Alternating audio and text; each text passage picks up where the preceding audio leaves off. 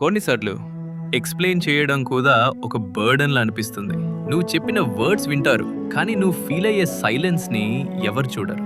ప్రతిసారి అర్థం చేసుకో అని అడగడం కన్నా ఊరికే కామ్గా ఉండిపోవడం ఈజీ అనిపించిన క్షణాలుంటాయి. ఈ వీడియో చెప్పడానికి కాదు, ఊరికే కూర్చొని ఒక ఫీలింగ్లో ఉండడానికి.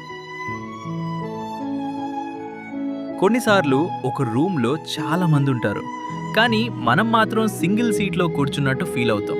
ఈవినింగ్ టైం, విండో బయట స్ట్రీట్ లైట్ ఫ్లికర్ అవుతుంది. ఫోన్ సైలెంట్లో పెట్టి టేబుల్ మీద పెట్టా.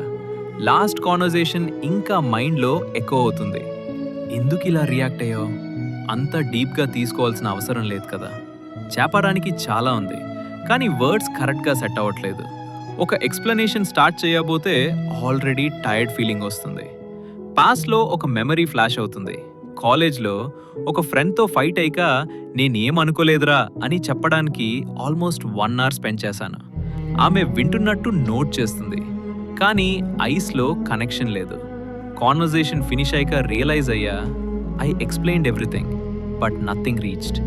ఆ రోజు నుండి ఎక్స్ప్లెయిన్ చేయడం అంటే క్లారిటీ కాదు, ఒక పర్ఫార్మెన్స్లా అనిపించింది.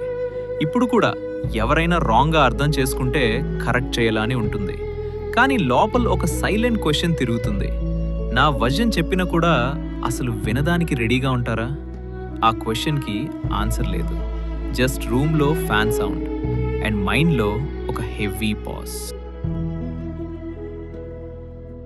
మార్నింగ్ కాఫీ మగ్ చేతిలో ఉంది. స్టీమ్ స్లోగా పైకి వస్తుంది. ఫోన్ అన్లాక్ చేయాలి అనిపించలేదు. 100 మెసేజెస్ ఉంటాయి. రిప్లైస్ డ్రాఫ్ట్లో స్టార్ట్ అయ్యి సెండ్ చేయకుండా డిలీట్ చేసిన టైప్. ఎక్స్ప్లెయిన్ చేస్తే కన్ఫ్యూజన్ తగ్గుతుంది అని అనుకునేవాడిని, కానీ టైంతో ఒక డిఫరెంట్ రియలైజేషన్ వచ్చింది. కొన్ని మిస్అండర్స్టాండింగ్స్ ఎక్స్ప్లెనేషన్తో కాదు, ఎనర్జీతో క్రియేట్ అవుతాయి. ఒక ఆఫీస్ మీటింగ్ సీన్ గుర్తొస్తుంది. నేను ఒక పాయింట్ చెప్పా, సైలెన్స్. తర్వాత వేరే పర్సన్ అదే పాయింట్ చెప్పాడు, అందరికీ పర్ఫెక్ట్ క్లారిటీ. అక్కడ ఏం జరిగిందో అర్థం కాలేదు. Same words, same idea, different response. ఆ మూమెంట్లో నేను ఆర్గ్యూ చేయలేదు.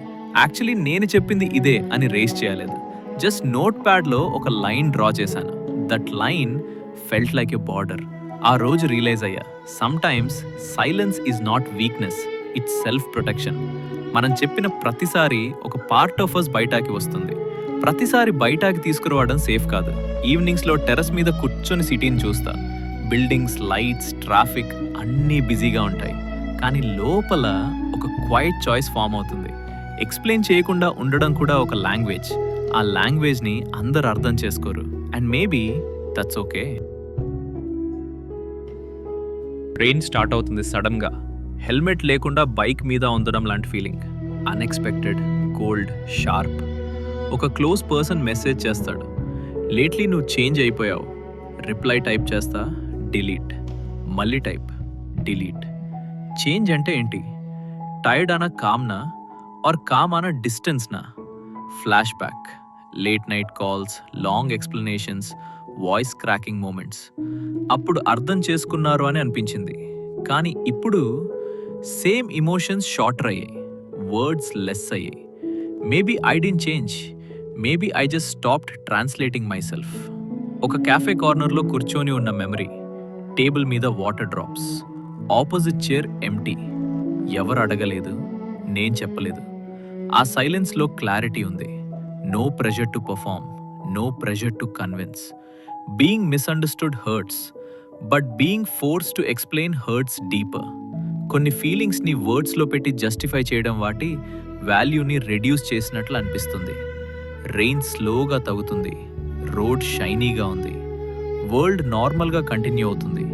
నా లోపల మాత్రం ఒక రియలైజేషన్ సెటిల్ అయింది. Not everyone needs access to my inner rooms. Night time, lights off. కర్టన్లో సిటీ గ్లో ఫెయింట్గా కనిపిస్తుంది. ఎర్లియర్ ఇలాంటి టైంలో మైండ్ ఫుల్గా నాయిస్ ఉండేది.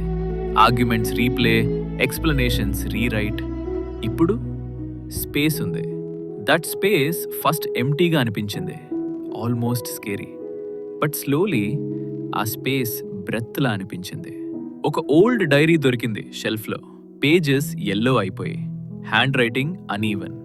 రీడ్ చేస్తా ఎంత ఎఫర్ట్ పెట్టి ఎక్స్ప్లెయిన్ చేయడానికి ట్రై చేశాను. ఏం ఫీల్ అయ్యానో జస్టిఫై చేయడానికి. లాస్ట్ పేజ్లో ఒక లైన్ ఉంది, I hope someday this makes sense to someone. ఆ లైన్ చదివాక బుక్ క్లోజ్ చేశాను.